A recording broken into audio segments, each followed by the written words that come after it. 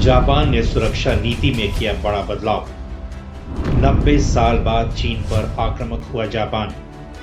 चीन को बर्बाद करने के लिए खरीद रहा ब्रह्मास्त्र। जापान के फैसले से बीजिंग में बौखलाहट। चीन की चालबाजी को मिलेगा करारा जवाब।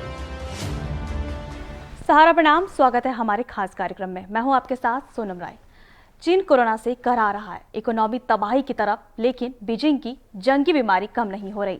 चीन की सीमा 14 देशों से लगती है और हर पड़ोसी की जमीन पर चीन की गिद्ध नजरें रहती है।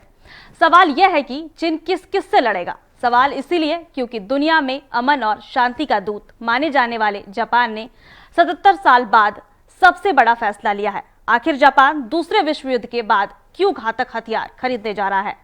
चीन और जापान के बीच आखिर विवाद किस बात का है, आइए जानते हैं। अब यह बात सबके सामने आ गई है कि जापान अपनी सेनाओं की ताकत बढ़ाएगा और साल 2028 तक रक्षा बजट पर 2 गुना खर्च करता रहेगा। चीन की तरफ से बढ़ता सैन्य खतरा, उत्तर कोरिया की परमाणु हथियारों की बढ़ाने की महत्वाकांक्षा और रूस के यूक्रेन पर हमले के बाद से जापान ने तय किया है कि वह अपनी रक्षा के लिए कड़े कदम उठाएगा और साथ ही अपनी क्षमताओं में भी इजाफा करेगा।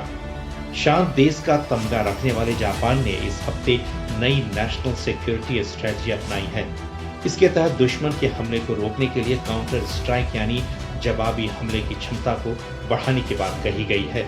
चीन, नॉर्थ कोरिया और रूस से बढ़ते जोखिम से खुद को बचाने के लिए जापान अब आक्रामक नीति अपनाने के लिए रक्षा खर्च 2 गुना करेगा। जापान की काउंटर स्ट्राइक कैपेबिलिटी को सबसे बड़ा बदलाव माना जा रहा है, जिसके तहत अब जापान का लक्ष्य 10 साल के अंदर देश के खिलाफ किसी भी हमले को बहुत पहले ही रोक देने की क्षमता हासिल करने पर है। काउंटर स्ट्राइक कैपेबिलिटी जापान की 1956 की उस नीति को खत्म कर देगा जिसके तहत दूसरे विश्व युद्ध में हारने के बाद जापान ने शांतिवादी संविधान अपनाया और बदले में अमेरिका ने जापान की सुरक्षा की जिम्मेदारी उठाई।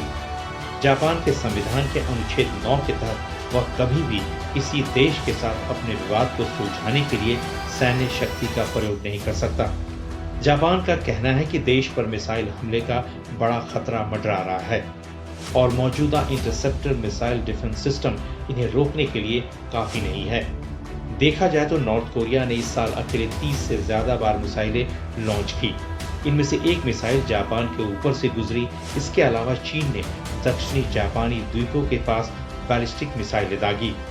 जापान का कहना है कि जवाबी हमला करने की क्षमता हासिल करना संवैधानिक है। खासकर यूक्रेन पर रूस के हमले के बाद से जापान इस दिशा में काफी तेजी से काम कर रहा है। देखा जाए तो यूक्रेन को अमेरिका समेत जिन पश्चिमी देशों ने रूस के खिलाफ भड़काया, वे युद्ध होने पर साथ आने के बजाय दूर से ही मदद कर रहे हैं। ऐसे में जापान को लगता है कि ऐसी स्थिति होने पर जरूरी नहीं कि अमेरिका उसकी मदद करेगा ही, इसलिए वह अपनी रक्षा नीति बदल रहा है। Retired defence expert lieutenant colonel J Sodhi कहते हैं कि दूसरे विश्व युद्ध के बाद शिंजो आबे पहले नेता थे जिन्होंने 2007 में कहा था कि जापान को अपनी सुरक्षा करने के लिए रक्षा बजट को और सेना को मजबूत करना होगा, क्योंकि चीन के मंसूबे अच्छे नहीं हैं। साथ ही रूस पर यूक्रेन के हमले दुनिया भर के देशों को एक सबक दे दिया है। यानी यदि किसी देश पर हमला होता है तो कोई भी देश ये सोचता है कि तीसरा देश हमारी मदद करने आएगा, यह तो वक्त ही बताएगा। अमूमन तौर पर कोई तीसरा देश मदद को नहीं आएगा। आपको अपनी रक्षा खुद करनी होगी। ऐसे में जिन देशों पर युद्ध का खतरा है वो अपनी रक्षा बजट और सैनिक शक्ति को बढ़ा रहे हैं।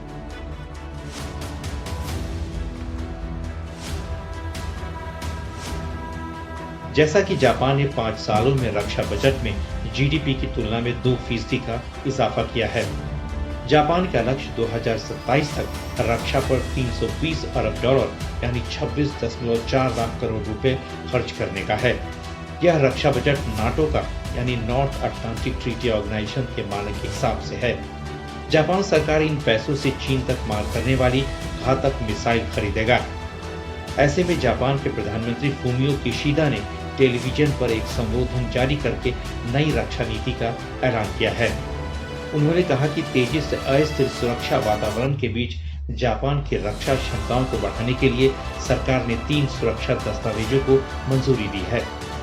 पहला नेशनल सिक्योरिटी स्ट्रेटजी, दूसरा नेशनल डिफेंस स्ट्रेटजी और तीसरा defence course development plan. Japan ने साफ कहा कि उसका फोकस चीन पर रहने वाला है।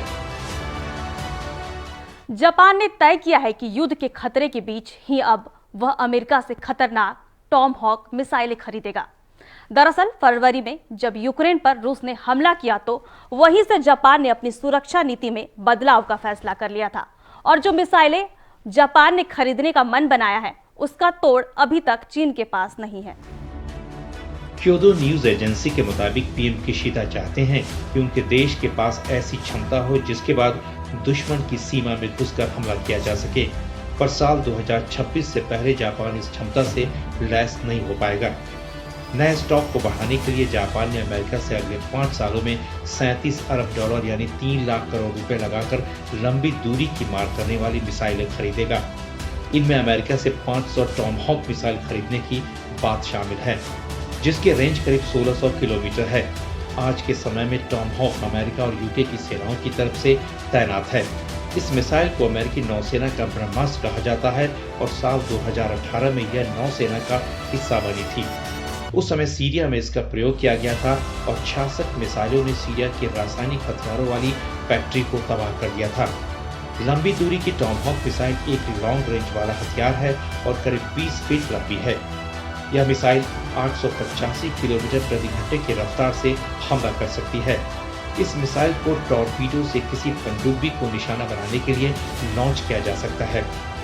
यह मिसाइल टर्बोफैन इंजन से ऑपरेट होती है और इस वजह से ज्यादा गर्मी पैदा नहीं करती। इसकी वजह से ही इंफ्रारेड पर इसका पता लगाना मुश्किल हो जाता है। यह मिसाइल बारिश, ठंड और गर्मी हर मौसम में काम कर सकती है। अमेरिका ने सबसे पहले इसे 70 के दशक में इजाद किया था, लेकिन इस पर अब तक कई डॉलर खर्च किए जा चुके हैं और इसे कहीं ज्यादा एडवांस बना दिया गया है। मिसाइल का वजन करीब 1.5 टन है और यह अपने साथ 453 किलोग्राम तक के हथियार ले जा सकती है। जीपीएस टेक्नोलॉजी से चलने वाली टॉमहॉक मिसाइल को अमेरिकी कंपनी रेथियोन बनाती है, जिसे दुनिया की सबसे मॉडर्न क्रूज मिसाइल का तमगा हासिल है। टॉमहॉक मिसाइलों के अलावा Japan advance fighter jets, hypersonic मिसाइलें और हथियारबंद ड्रोन भी खरीदना चाहता है। इसके अलावा जापान की मित्सुबिशी हेवी इंडस्ट्री अपने type 12 surface to surface guided missile में सुधार करेगी और बड़े पैमाने पर इसे बनाएगी। साथ ही जापान नए हथियार भी बनाएगा। इनमें हाइपरसोनिक हथियार और मानव रहित एयरक्राफ्ट शामिल हैं। दरअसल चीन की विस्तारवादी नीति को रोकने के लिए जापान अपनी पॉलिसी बदल रहा है। अमेरिकी कांग्रेस की स्पीकर नैन्सी पेलोसी के ताइवान दौरे के बाद पिछले 4 अगस्त से चीन ने ताइवान को घेरकर सैन्य अभ्यास किया। इस दौरान चीन ने कई बार बैलिस्टिक मिसाइलें दागी। इनमें 5 मिसाइलें जापान के स्पेशल इकोनॉमिक जोन में भी गिरी थी। चीन की ये सभी मिसाइलें काफी सटीकता के साथ अपने लक्ष्य को भेदने में सक्षम है। ऐसे में माना जा रहा है कि चीन ने जानबूझकर जापानी इलाके में अपनी मिसाइलों को दागा था। जापान के प्रधानमंत्री फुमियो किशिदा ने चीन के आक्रामक रवैये को जापान की क्षेत्रीय शांति और सुरक्षा के लिए भी बड़ा खतरा बताया था। ताइवान को लेकर युद्ध की आशंका में जापान ने अपनी सैन्य क्षमता तेजी से बढ़ानी शुरू कर दी है और इस लिहाज से बजट भी बढ़ाया जा रहा है। यही नहीं, 17 नवंबर को दोनों शी जिनपिंग और किशिदा फुमियो की मुलाकात के कुछ ही दिन बाद सेनकाकू द्वीप समूह के पास जापान की समुद्री सीमा में चीन के कोस्ट गार्ड के जहाज घुस गए थे। वैसे तो जापान और चीन के बीच पुरानी दुश्मनी है। जापान के उप प्रधानमंत्री के तौर पर तारो असी 2006 में भारत के दौरे पर आए थे। उस वक्त उन्होंने एक बयान में कहा था कि 1500 सालों से ज्यादा वक्त से इतिहास का ऐसा कोई वाकया नहीं है जब चीन के साथ हमारा संबंध ठीक रहा है। दोनों के बीच दुश्मनी का अंदाजा वहां रह रहे लोगों के मुंह से भी लगाया जा सकता है। द इकोनॉमिस्ट में प्रकाशित एक लेख के मुताबिक 90% जापानी चीन को अपने शत्रु के तौर पर देखते हैं। 60% चीनी भी जापान के बारे में ऐसी ही राय रखते हैं। जापान के युद्ध में जापानी जुल्मों की दास्तां भी लंबी है। इनमें नानजिंग में रेप के साथ रासायनिक और जैविक हथियारों का इस्तेमाल भी शामिल है। इसके अलावा मंचूरिया में इंसानों पर कई तरह के प्रयोग भी किए गए। जापान ने करीब 40,000 चीनी मजदूरों को जापानी खदानों और फैक्ट्रियों में काम करने पर मजबूर किया। इनमें से ज्यादातर कुपोषण और दुर्व्यवहार के कारण मर गए थे। जापान और चीन के बीच की विवाद की वजह है साउथ चाइना सी। एक तरफ चाइना साउथ चाइना सी पर अपना दावा ठोक रहा है तो दूसरी तरफ जापान इसका विरोध भी जताता है। रिपोर्ट के मुताबिक चीन साउथ चाइना सी में बहुत आक्रामक रुख अपना रहा है। वह यहां पर आर्टिफिशियल द्वीप भी बना रहा है।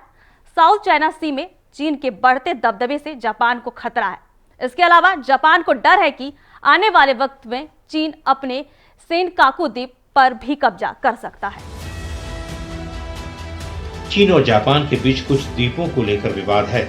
जापान में इन द्वीपों को सेनकाकू के नाम से जाना जाता है, जबकि चीन के लोग इसे तियाओ के नाम से जानते हैं। यह द्वीप समूह ताइवान के उत्तर पूर्व में है और इन पर कोई नहीं रहता। यहाँ के बहुत सारे द्वीपों पर जापान के लोगों का निजी नियंत्रण भी रहा है। कभी इन द्वीपों पर जापानी सी फूड की फैक्ट्रियां थी और जापान ने इन्हें ऐतिहासिक रूप से और अंतर्राष्ट्रीय कानूनों के मुताबिक अपना बताता है। उधर चीन का कहना है कि जापान ने इन द्वीपों को 1895 में चीन से छीन लिया था और दूसरे विश्व युद्ध के खत्म होने के बाद उन्हें चीन को लौटाया जाना चाहिए था। विवादित द्वीप के आसपास सागर में मछलियों की घनी आबादी होने के साथ ही तेल के भंडार भी मौजूद हैं। जापान का आरोप है कि 1969 में संयुक्त राष्ट्र की रिपोर्ट में सागर के नीचे तेल भंडार की खबर आने के बाद अचानक चीन ने इलाके पर अपना दावा ठोक दिया। 1972 में दोनों देशों के बीच जब रिश्तों को सामान्य बनाने की संधि हुई तब भी इस मुद्दे पर कोई समझौता नहीं हुआ। 2012 में जापान ने सेनकाकू द्वीपों का राष्ट्रीयकरण करके इस मुद्दे को हवा दे दी। इसके बाद पूरे चीन में हिंसक प्रदर्शन हुए। चीन के तटरक्षक बल और मछली पकड़ने वाली नावों का इन इलाकों के चक्कर लगाने शुरू कर दिए और नियमित रूप से जापानी जल सीमा का उल्लंघन होने लगा। हालांकि जो डॉक्यूमेंट जापान ने रिलीज किया उसमें चीन के सीधे तौर पर खतरा करार नहीं दिया गया है, लेकिन यह कहा गया है कि चीन की स्थिति और उसकी सैन्य गतिविधियां गंभीर मसला है। ऐसे में बड़े स्तर पर रणनीतिक चुनौती पेश की जा रही है। जापान और अंतर्राष्ट्रीय समुदाय को यह तय करना होगा कि शांति कायम रहे। जापान के अधिकारियों की माने तो उनका मकसद अभी भी एक ऐसे जापान का निर्माण करना है जिसके रिश्ते बातचीत के जरिए चीन के साथ बेहतर किए जा सके। फिलहाल हमारे खास कार्यक्रम में इतना ही। बने रहे समय के साथ। सहारा प्रणाम।